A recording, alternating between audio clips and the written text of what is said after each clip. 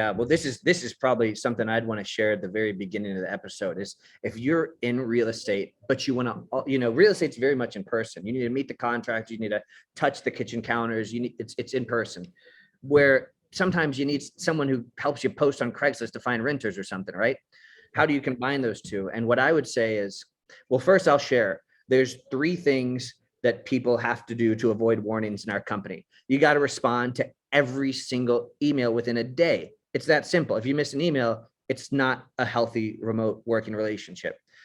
Chat, whether you use Slack or Facebook or wherever you manage your virtual assistant, they have to respond to that every single day, multiple times.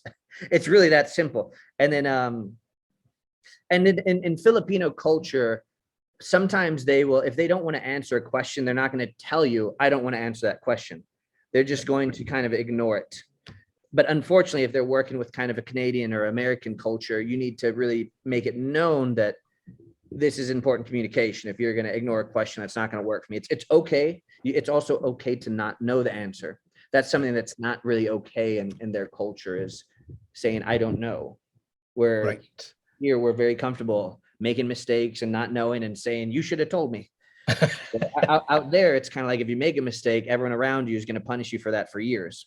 Right. So a couple differences to be aware of. And that's just if you're outsourcing in the Philippines. But what I would recommend to the real estate investors out there, if you're hiring someone virtually, make sure that they take that virtual position 1,000% seriously. If they're missing emails, if they make a little bit of work, get rid of them.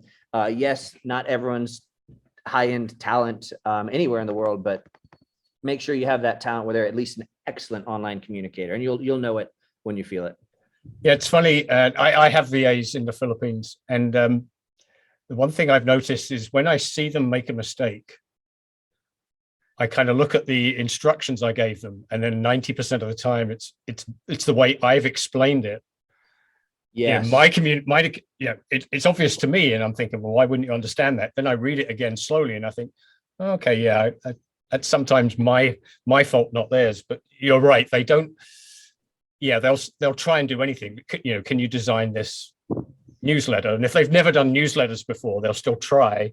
Yep. Rather than say, no, I can't. Yeah. Yeah. Right.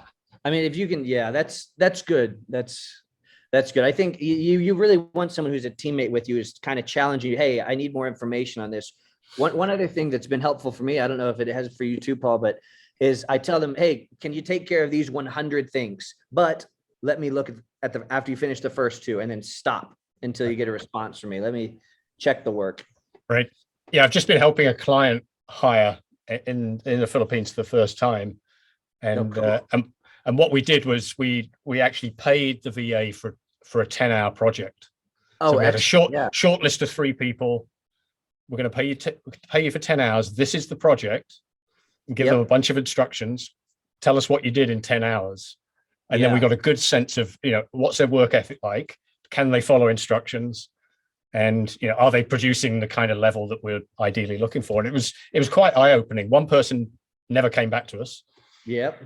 One person did okay, did a fairly good job, but the one who had the more experience on paper absolutely delivered what we were kind of hoping for. So it was an interesting experience to do. So that's something I would recommend, is reach into your pocket and just pay a few dollars and get them doing some kind of project that you want them to do. Absolutely. Then you can feel, how's the communication? Are they actually emailing back? Are they asking questions? Great point, Paul. I love it. Yeah.